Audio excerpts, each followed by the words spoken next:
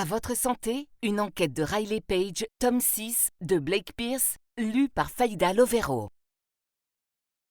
Prologue. La thérapeute atteignit la machine en adressant un sourire rassurant à son patient, Cody Woods. « Je crois que ça suffit pour aujourd'hui, » dit-elle.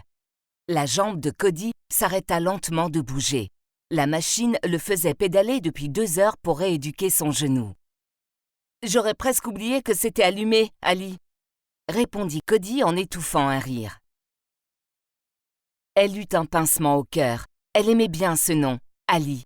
C'était celui qu'elle utilisait quand elle travaillait pour le Centre Signet de rééducation en tant que thérapeute indépendante. Il serait dommage de faire disparaître Alice Tillians dès demain, comme si elle n'avait jamais existé. Mais c'était dans l'ordre des choses. Et il y avait d'autres noms qu'elle aimait tout autant. Ali déposa la machine par terre. Elle redressa avec douceur la jambe de Cody et arrangea la couverture sur le lit. Enfin, elle caressa les cheveux de Cody. C'était un geste très intime que la plupart des thérapeutes s'abstenaient de faire, mais aucun de ses patients ne s'était jamais plaint. Elle savait qu'elle avait l'air chaleureux, compatissant et surtout parfaitement sincère. Quelques caresses innocentes ne feraient pas de mal. Personne n'avait jamais trouvé son comportement inapproprié. « Et la douleur ?» demanda-t-elle. Depuis son opération du genou, Cody souffrait d'une inflammation. Sa jambe était anormalement enflée. Il était resté dans l'établissement 3 jours de plus et il n'était pas encore rentré chez lui. C'était pour cette raison qu'on avait appelé Ali et ses doigts de guérisseuse. Les gens de l'hôpital l'aimaient bien. On la contactait souvent pour s'occuper de cas comme celui-ci. « La douleur ?» répéta Cody. « J'ai presque oublié. Votre voix fait tout disparaître. » Ali était flattée, mais pas surprise. Pendant que la machine faisait pédaler Cody, elle lui avait lu un roman d'espionnage. Sa voix avait un effet apaisant sur les patients, un peu comme un anesthésiant. Cela n'avait pas d'importance qu'elle lise du Dickens ou un roman de gare, ou même le journal. Les patients n'avaient pas besoin d'antidouleur quand elle était là. Le son de sa voix leur suffisait. « Alors, je rentre chez moi demain ?» demanda Cody. Ali n'hésita qu'une seconde. Elle ne pouvait pas lui dire la vérité. Après tout, elle ne savait pas comment le patient se sentirait demain. « C'est ce qu'ils m'ont dit. Ça vous fait plaisir de rentrer chez vous ?» Cody ne cacha pas sa détresse. « Je ne sais pas, » dit-il. « Dans 3 semaines, ils font mon autre genou, mais vous ne serez pas là pour m'aider. »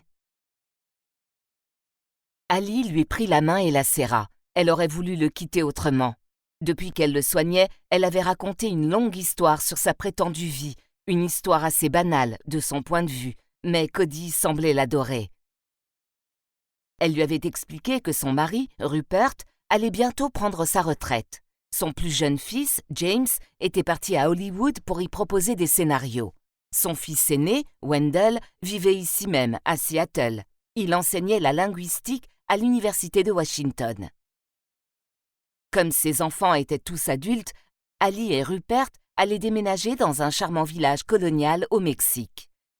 Ils prévoyaient d'y passer le reste de leur vie. Ils partiraient demain. « C'est une belle histoire », pensa-t-elle. Mais rien n'était vrai. Elle vivait seule, chez elle, terriblement seule. « Oh, votre thé est tout froid, » dit-elle. « Je vais le réchauffer pour vous. » Cody sourit. « Merci, c'est gentil. Servez-vous une tasse? La théière est juste là. » Ali sourit et accepta, comme elle le faisait chaque fois qu'il l'invitait à se verser une tasse. Elle se leva, ramassa le thé tiède de Cody et se dirigea vers la table. Cette fois, elle plongea la main dans son sac posé à côté du four à micro-ondes. Elle en sortit un flacon de médicaments dont elle versa le contenu dans la tasse de Cody. Elle le fit rapidement, avec adresse et expérience, presque certaine que Cody ne l'avait pas vu. Pourtant, son cœur battait un peu plus vite dans sa poitrine. Elle versa alors une tasse pour elle-même et déposa les 2 dans le four. « Je ne dois pas me tromper, » pensa-t-elle. la tasse jaune pour Cody, la bleue pour moi. Pendant que le four à micro-ondes ronronnait, elle retourna s'asseoir près de Cody. Nous espérons que vous avez apprécié cet aperçu. Pour continuer à écouter ce livre audio sur Google Play Livres, utilisez le lien dans la description de la vidéo.